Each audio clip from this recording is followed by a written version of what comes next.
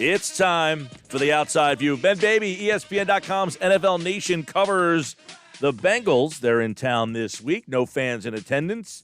Probably better off for the fans. 2-0-2 teams. See a Bengals team in here, Broads, that has surrendered 6 sacks, allowed 52 pressures, third most in the NFL. You think we have offensive line problems in game one. Theirs has continued. Bobby Hart, 6 sacks himself in 2019. He'll be matched up with Brandon Graham. That's a matchup to watch. Let's bring Ben in, get some more insight on this Bengals team, which obviously struggled a lot last year, Ben. They got the number 1 overall pick, but one of the reasons they struggled is because the quarterback situation was a mess last year. They lost A.J. Green. So how much different is the 2020 version of the Bengals than the one that was one of the worst teams, if not the worst team in football last year? Yeah, first off, thanks for having me on with you all. And we expected this team to be a little bit better, and we saw shades of that the first couple of weeks, or the first week, excuse me. But last week against Cleveland, we saw the team that reverted to a lot of its 2019 form. You saw some issues in protection, and that was to be understandable. They put a new right guard in Fred Johnson. But defensively, I think that was really the more pressing matter. They spent a lot of money on the defensive side of the ball, and granted, you did have a couple guys out, but some of the things that you saw, you wanted that to be better. They looked like they had a lot of problems with misdirection, just a lot of problems stopping the run.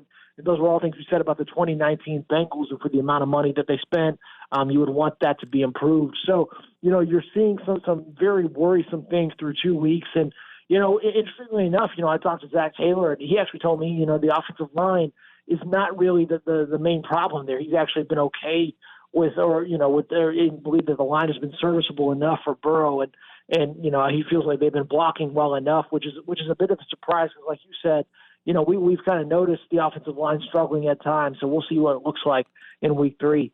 A.J. Green obviously missed most of last year. He's back now, but is he the same guy?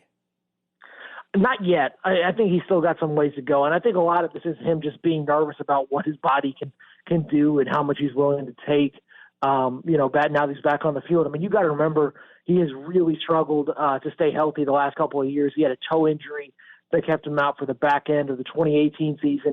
He tried to come back a little too early, re-aggravated it, and was done. And then last year he got injured in the first practice of the preseason and suffered an ankle injury, and he was pretty much done after that. So, AJ's body just hasn't been able to hold up the last couple of years. And, this year he had a hamstring injury at the beginning, like most guys, like a lot of guys have had with the soft tissue. So, AJ, admitted the other day that it's taken him some time to kind of trust himself. And, I think he needs to probably finish better at the top of his routes and really not let up on the end of those. And I think that's why you're seeing a disconnect right now between him and rookie quarterback Joe Burrow. So if AJ can kind of finish that, you might see this offense be a little bit more explosive than it has in the first couple of weeks. Eagles allowed a lot of yards on the ground last week, and I just want to look at Joe Mixon, and I go, is he limited based off of that offensive line play? Not necessarily, I don't think. When you look at it, there's definitely some holes that he could be hitting, and I think they've done a decent job in springing gaps for him right there at the line of scrimmage. The real problem is the Bengals haven't been able to be in a position to where they can run the ball as much as they would like. They've been chasing games these first 2 weeks. Last week especially, that game against the Browns was not as close as the final score indicated. So I think if the Bengals can, it all goes back to, can they stop the run? If they can do that, then I think they're going to be able to play a game that a style of play that they're probably more used to, and they want to kind of be at. They don't want to make Joe Burrow throw the ball 61 times like he did last week. And I know Mixon wants to tote the rock a little bit more than he did as well. So as long as they're not falling behind, I think you'll see Joe Mixon get a few more carries. I mean, after all, this is a guy they spent a lot of money on, upwards of $40 million on this offseason, and they view him as a cornerstone piece moving forward. Yeah, Ben Baby covers the Bengals, ESPN.com's NFL Nation. Bengals are in town. Joe Burrow, obviously the number 1 overall pick. Does it feel like, anyway? I mean, this Bengals organization has been often criticized for being, frugal at times. And did they finally find the most important position, though?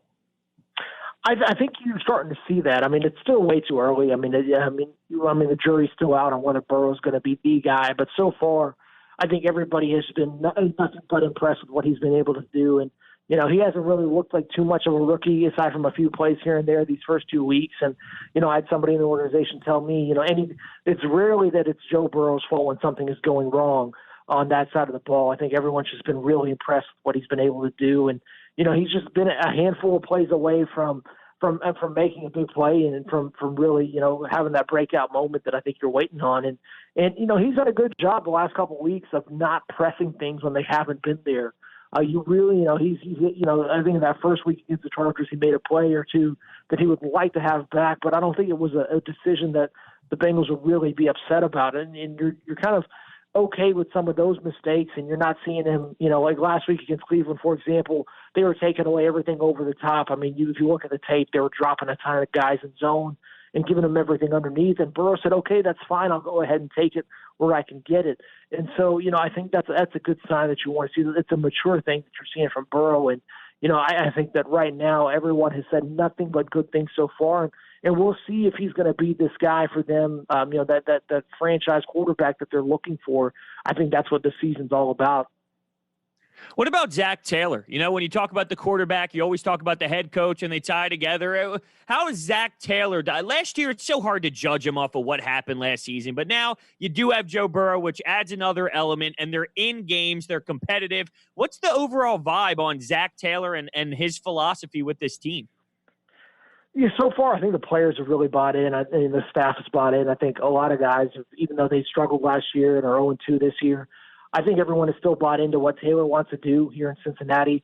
Obviously, like you said, you know, last year was really hard to gauge where Taylor was at. And this year, I think they have to go out, and they obviously cannot be as bad as they were last year.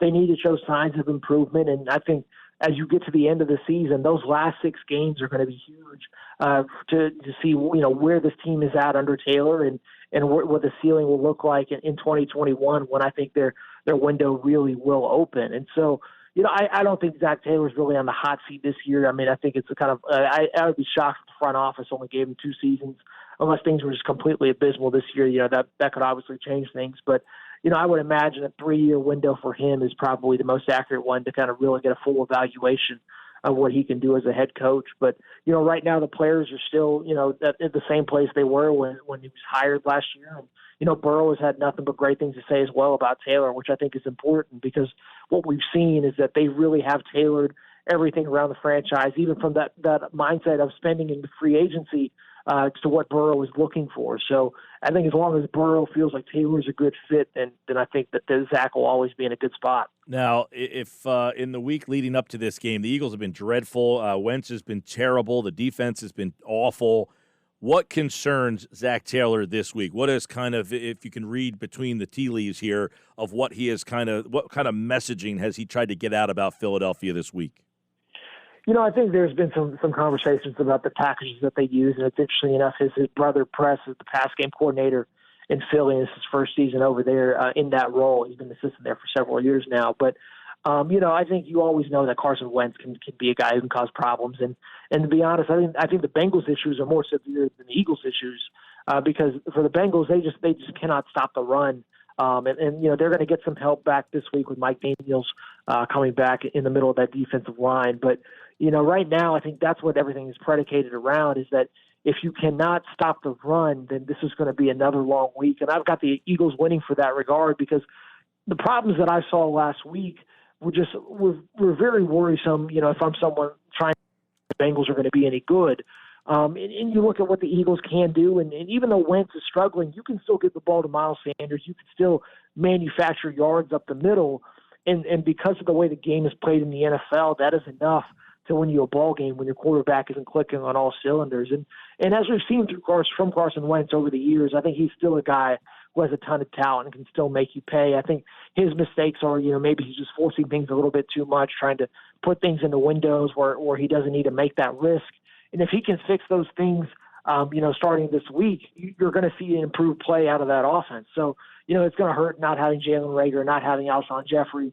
But I still think they have enough playmakers on that side of the ball to make things happen. So, you know, I think Zach and the Bengals are fully aware of all of that, and they know that, you know, really if their defense can't get it together and if their offense can open things up, it's going to be another long day for them. Ben Baby covers the Bengals, ESPN.com's NFL Nation. Ben, just inform our listeners a little bit on the challenges of covering a team, especially during a road game.